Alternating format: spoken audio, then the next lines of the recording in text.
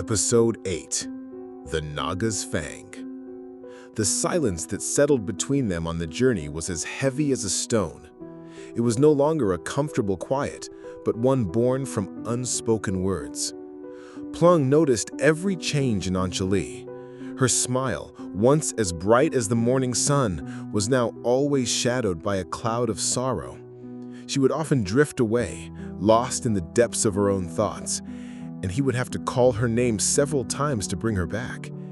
And every time she was startled back to the present, her eyes would meet his, filled with an expression too complex for him to understand, a mixture of concern, sadness, and most strangely, fear. What is she afraid of? Plung asked himself endlessly. Does she despise me for being stained by blood and the fire of vengeance? The thought gnawed at his heart, a new kind of pain he had never known. Their long journey of several weeks finally ended on the banks of the great Mekong River. Plung stood frozen, stunned by its immensity. The churning, murky water roared like a sleepless beast, and all the legends he had ever heard about the river suddenly seemed terrifyingly real.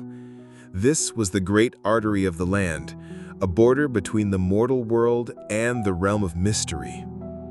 The next target lies at the very bottom of this river, Plung announced, his voice firm to suppress the awe he felt. The underwater palace of the Naga is where the third artifact is hidden, the Naga's Fang. Anjali's face went pale. Are you mad? No mortal can enter those waters and return alive. I must, Plung replied resolutely. Its power is essential for my mission, he corrected himself, having almost spoken his true heart.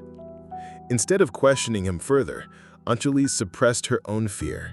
She unfurled the star charts she always carried, along with a small tome filled with notes on natural phenomena.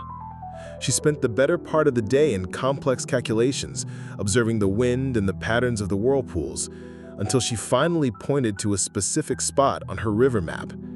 Tomorrow night, at midnight precisely, is the only time the Naga's power will be at its weakest. Under the influence of the stars, the current at this very spot will be calm enough for you to descend, but the window is brief. She handed him a small cloth bundle. This is Naga scale herb. It will help you withstand the water pressure and will ward off minor water spirits for a short time. Plung took the bundle, his feelings a tangled mess. I don't understand, he said, his voice low and intense. After I told you my story, you changed.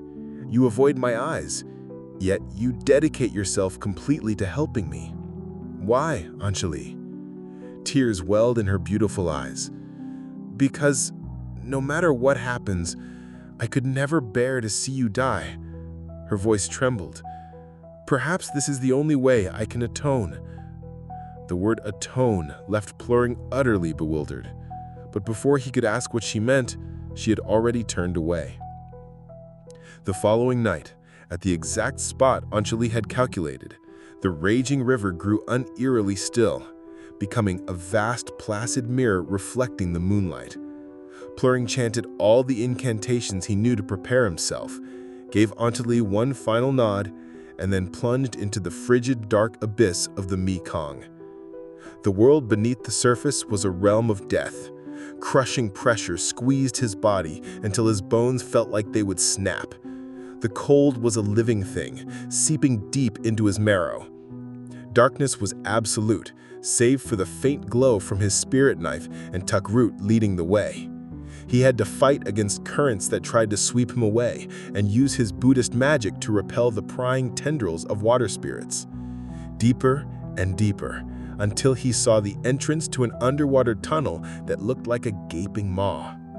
Swimming inside, he found himself in a cavern so vast it was shocking.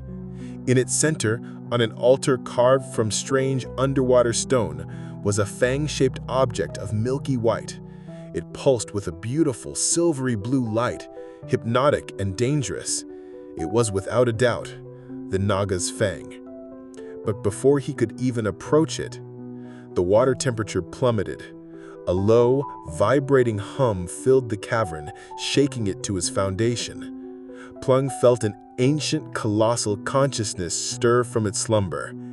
In the deepest shadows, at the far end of the grotto, two colossal red eyes, each larger than Plung himself, slowly opened.